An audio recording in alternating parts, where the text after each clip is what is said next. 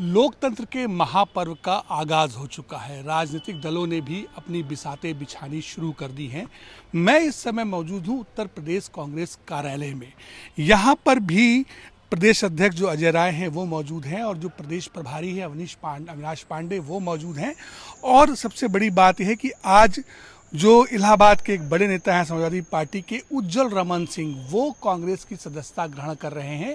कांग्रेस कार्यालय में काफ़ी हलचल देखने को मिल रही है। हालांकि इस बार के 2024 के लोकसभा चुनाव में कांग्रेस का समाजवादी पार्टी के साथ गठबंधन हुआ है और उस गठबंधन के तहत कांग्रेस को मात्र 17 सीटें ही मिली है।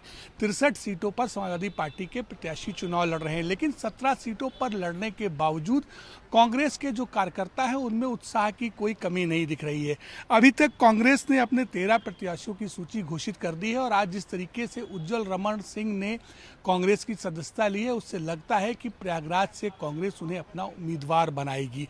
इस तरीके से सीटों की संख्या 14 हो जाएगी। लेकिन अभी भी जो कांग्रेस की दो महत्वपूर्ण सीटें हैं रायबरेली और अमेठी, उन सीटों को लेकर कांग्रेस ने कोई निर्णय नहीं लिया है कि रायबरेली और अमेठी पर कौन चुनाव लड़ेगा।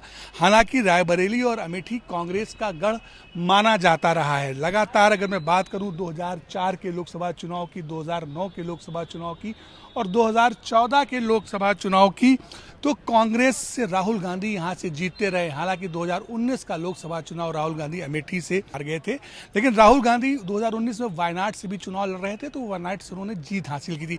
इस बार भी राहुल गांधी वायनाड से चुनाव लड़ रहे हैं, लेकिन अभी तक ये नहीं तय आया है कि राहुल गांधी जो है वो अमेठी से चुनाव लड़ेंगे नहीं लड़ेंगे। एक बात साफ हो गई है कि सोनिया गांधी ने स्वास्थ्य का अपने हवाला देते हुए रायबरेली से चुनाव लड़ने से इनकार कर दिया है और वो राज्यसभा की सदस्य भी चुनी जा चुकी हैं। तो जो कांग्रेस का गढ़ है रायबरेली और अमेठी, उन दोनों सीटों पर अभी तक कांग्रेस ने अपना प्रत्याशी घोषित नहीं किया है। बावजूद इसके 17 सीटों पर उत्तर प्रदेश में कांग्रेस लड़ रही है। लेकिन उत्साह के मामले में बात की जाए तो कांग्रेस का कार्यकर्ता काफ़ी उत्साहित नजर आ रहा है, ये अलग बात है। और ये देखने वाली भी बात होगी कि अगर राहुल गांधी परिवार से कोई सदस्य जो है अमेठी या रायबरेली से लड़ता है तो कांग्रेस के कार्यकर्ताओं में उत्साह दूना हो जाएगा। पिछली बार विधानसभा चुनाव की बात करें तो उत्तर प्रदेश का प्रभार प्रियंका गांधी के पास था, वो पूरी तौर पर चुनाव को देख रही थी। लेकिन इस बार लोकसभा चुनाव में अविनाश पांडे जो पार्टी के राष्ट्रीय महासचिव हैं, उन्हें उत्तर प्रदेश का प्रभार दिया गया है। सबसे बड़ी बात है कि अजय राय जो 2014 और 19 का लोकसभा चुनाव प्रधानमंत्री नरेंद्र मोदी के खिलाफ लड़ चुके हैं, जो वर्तमान में प्रदेश कांग्रेस अध्यक्ष भी है, उन्हें एक बार पार्टी ने फिर उन पर भरोसा जताया और उन्हें बनारस से टिकट दिया है और मोदी के मुकाबले फिर वो एक बार चुनाव लड़ने जा रहे हैं। आप देख सकते हैं, मैं अपने कैमरामैन सहयोगी सत्येंद्र राय से कहूँगा कि वो दिखाएं कि किस तरीके से यहाँ पर कार्यकर्ताओं के आने का सिलसिला लगातार जारी है और जिस तरीके से एक चुनाव के मौके पर पार्टी में हलचल होनी चाहिए थी, वो हलचल प्रदेश कांग्रेस कार्यालय में भी देखने को मिल रही है। गाड़ियों का काफिला लगा हुआ है, कार्यकर्ताओं के आने का सिलसिला जारी है। ये दीगर बात है कि चूंकि 17 सीटों पर ही उत्तर प्रदेश में कांग्रेस चुनाव लड़ रही है, तो 17 सीटों पर ही कांग्रेस ने फोकस किया हुआ कि उन सीटों में से कैसे से ज़्यादा सीटों पर जीत हासिल की जा सके। लेकिन अगर 2019 के लोकसभा चुनाव की मैं बात करूं तो 2019 के लोकसभा चुनाव में कांग्रेस को मात्र एक सीट ही हासिल हुई थी रायबरेली, जहां से सोनिया गांधी चुनाव जीती थी। और इस बार वो चुनाव मैदान में नहीं है, वो स्वास्थ्य कारणों का हवाला देकर चुनाव लड़ने से इनकार कर चुकी है और राज्यसभा की सदस्य भी चुनी जा चुकी हैं। कहीं ना कहीं ये बात दिगर है कि पहले चरण के नामांकन की प्रक्रिया खत्म हो चुकी है, चुनाव प्रचार जोरों पर है। दूसरे चरण की नामांकन प्रक्रिया 4 अप्रैल तक चलेगी। पहले चरण का मतदान 19 अप्रैल को और दूसरे चरण का मतदान 26 अप्रैल को होना है। बावजूद इसके अगर देखें तो कांग्रेस का कोई बड़ा नेता, चूंकि सहारनपुर से इमरान मसूद चुनाव लड़ रहे हैं, जो 2019 में भी कांग्रेस के टिकट पर चुनाव लड़ चुके थे।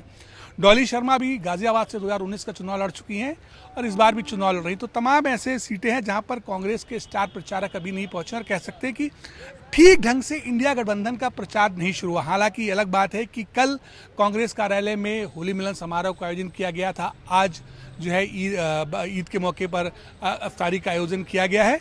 लेकिन कांग्रेस का जो कार्यकर्ता है वो कहीं ना कहीं अभी पसोपेश में नजर आ रहा है कि आखिर अमेठी और रायबरेली से क्या होगा, क्या गांधी परिवार का कोई सदस्य यहाँ से चुनाव लड़ेगा। क्योंकि अगर ऐसा होता है तो कांग्रेस के कार्यकर्ताओं में निश्चित तौर पर उत्साह दूना हो जाएगा। फिलहाल मैं ये कह सकता हूँ कि जो प्रदेश प्रभारी अविनाश पांडे हैं और जो प्रदेश अध्यक्ष राय हैं, वो लगातार लखनऊ में कैंप किए हुए हैं, कार्यकर्ताओं में का उत्साह बढ़ा रहे हैं, छोटी छोटी बैठकें कर रहे हैं पार्टी कार्यकर्ताओं के साथ। और जहां जहां पर प्रत्याशी है वहां पर उनके भी जाने का सिलसिला जारी है। चूंकि अजय राय खुद बनारस से चुनाव लड़ रहे हैं और एक कद्दावर नेता है, पूर्व मंत्री है, कई बार के विधायक हैं, तो उनके लिए भी ये तीसरा चुनाव होगा जो अपने आप में काफी महत्वपूर्ण है। सहारा समय के लिए लखनऊ के प्रदेश कांग्रेस कार्यालय से कैमरामैन सत्येंद्र राय के साथ रजत सिन्हा।